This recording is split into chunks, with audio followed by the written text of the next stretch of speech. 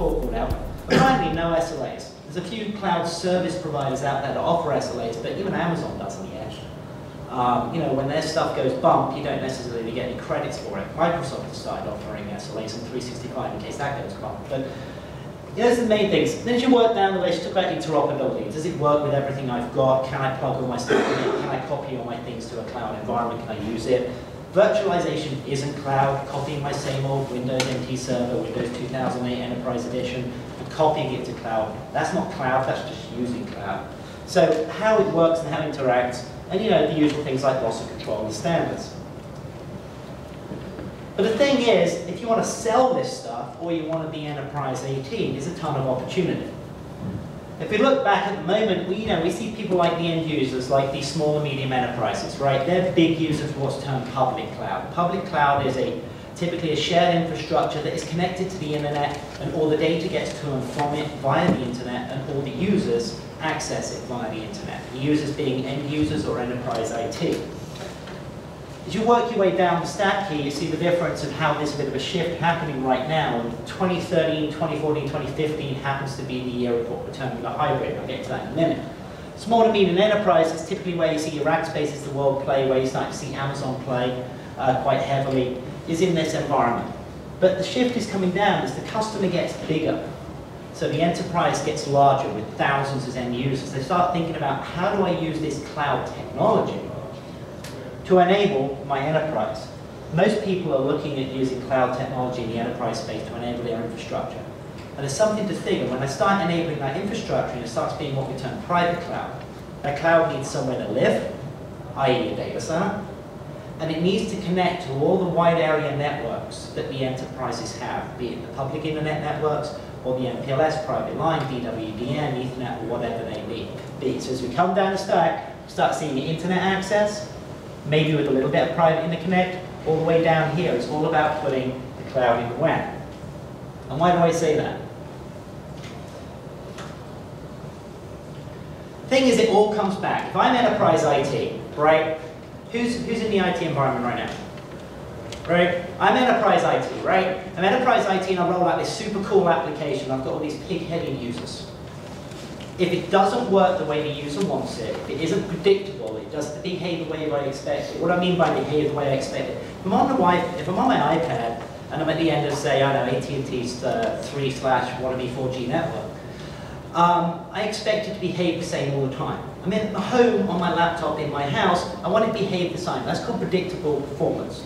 If I'm in my office, sat at my desk, I expect it to behave a particular way. Predictability is what keeps the end users from phoning up IP&T and opening a ticket.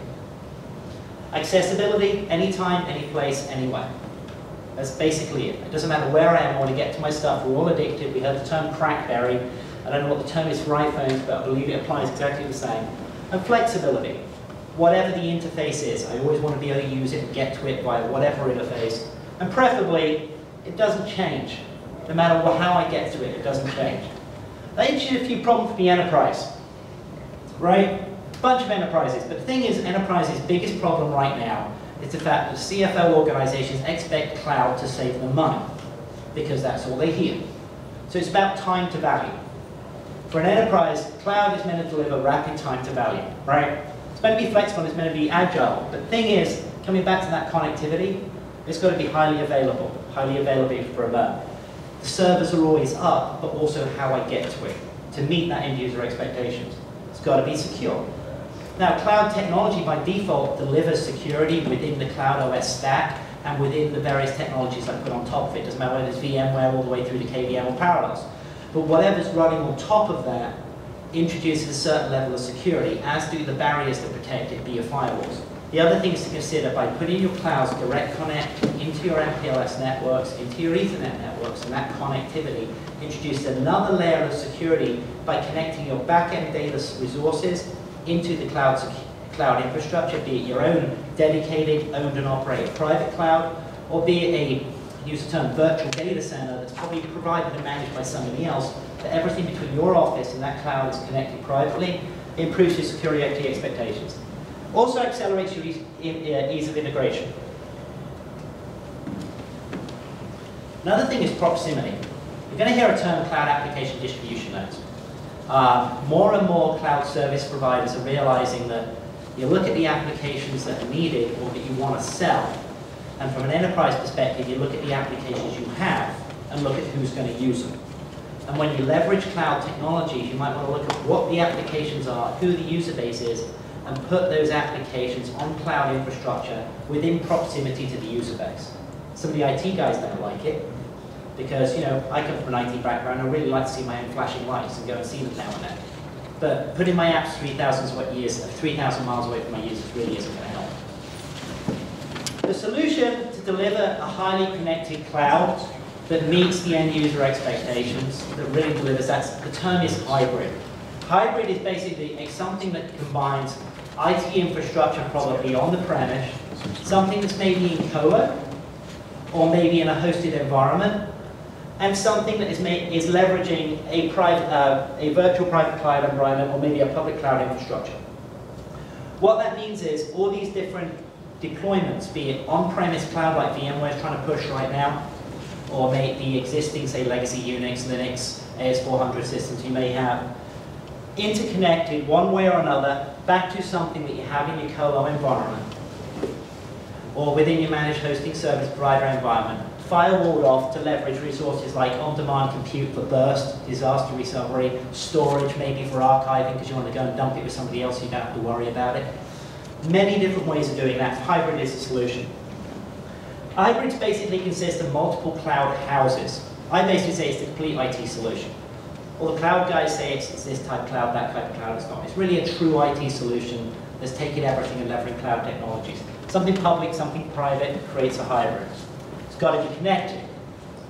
You can't go deploying cloud infrastructure in the middle of the desert with two carriers in there because you're going to exclude all your other customers that you want to get in there. It's going to cost them a fortune. Plug into an Ethernet exchange in a highly connected environment, you slice off VLANs if you're an enterprise, cut off VLANs, pump them into every single cloud that happens to be in there. By default, you get diversity. You might get to a cloud guy and they say, I've got a data center on the East Coast and data center on the West Coast, you can replicate. What if their backbone goes down? It's not exactly DR, is it? You want to be able to leverage several infrastructure as a service providers, for example, for compute that will help increase your DR capabilities. Internet networks. If I'm selling cloud, say my market is Atlanta, and I'm selling to small and medium enterprises in Atlanta. If you're from AT&T or Verizon, please excuse me, because realistically speaking, if that's my focus and that's what I'm selling, why don't I plug into the local broadband internet service providers down there? It's going to save me a ton of money and improve my performance. It's my target market. Look at the internet network service providers you need, not necessarily just because there's one there. Hybrids are bridges. They bridge everything. They bridge your clouds, they bridge your WANs, they bridge your security, they bridge your DR providers. They also enable you to do mashups. That's where you basically leverage multiple SaaS providers like, say, Salesforce.com, something like Sugar CRM, and you mash them up and plug them together to create a true IT solution. That's what a bridge is. And it's all about choice, right? And integration. Keep your old stuff where you got it. You can't go, in most situations, you can't copy legacy enterprise servers. You can't go and virtualize your AS400. That isn't going to happen. But you've got to be able to connect it because that's where your data resources are. And you also want to get things like single sign-on, so users have that contiguous type of access regardless of what appliance they have. And most importantly, if it's single sign-on, it means when they go, you can shut them down and wipe them out. That's also very important. Ton of different benefits. Put the clouds where you need them, right? They've got to be deployed where you need them, be it if you're selling it, who you're selling it to, and if you're enterprise IT, near where your biggest user bases are. Keep them connected. Highly connected clouds give you performance, give you predictability. QoS, if you've got MPLS today, you paid all that money, you've got quality of service, why are you suddenly mirroring your back-end databases to a cloud over the net?